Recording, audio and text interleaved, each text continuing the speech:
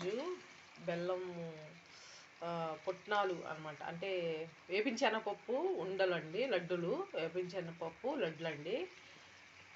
బెల్లాన్ని ఇది కుందులు బెల్లం కానీ మామూలు బెల్లం కానీ ఇట్లా గట్టిగా పాకం పట్టుకోవాలి. ఇట్లా చిన్న గిన్నెలో వేసుకుంటా పాకం పట్టుకోవాలి, వడగట్టుకోవాలి. పాకాన్ని ఫస్ట్ లేత పాకం ఉన్నప్పుడే వడగట్టుకోవాలి. ఇట్లా ఇట్లా గట్టి పాకం వస్తుందో లేదో చూసుకోవాలి. చూడండి ఇది వేపించెనపప్పు లడ్లండి, అంటే ఉండలు. బెల్లంతో చేస్తారు కదా, ఆంధ్ర సైడ్ ఎక్కువ చేస్తారు, చాలా ఫేమస్, బాగా తింటారు. అంటే పచ్చి అయిన బెల్లం అని వేపించెనపప్పు తింటారు కదా, అట్లానే నేను పాకం బట్టి లడ్డులు చేస్తున్నాను.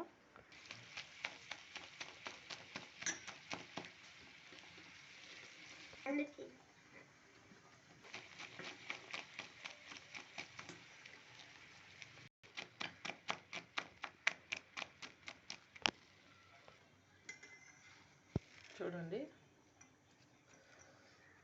గట్టి పాకం అండి, అసలు వచ్చింది, కానీ ఇంకా ఒక 5 minutes అట్లా ఉంచాలి.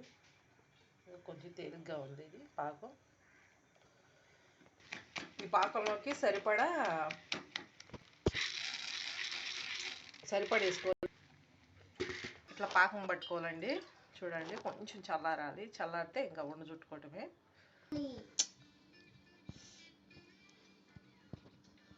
ఇదిగోండి ఇట్లా సైజుగా చేసుకోండి.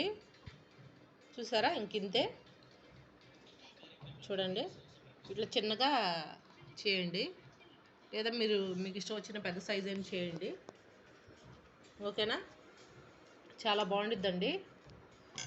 మీరు కూడా ఇట్లా ట్రై చేయండి. ఓకేనా ఫ్రెండ్స్, మీరు కూడా ఇట్లా ట్రై చేయండి.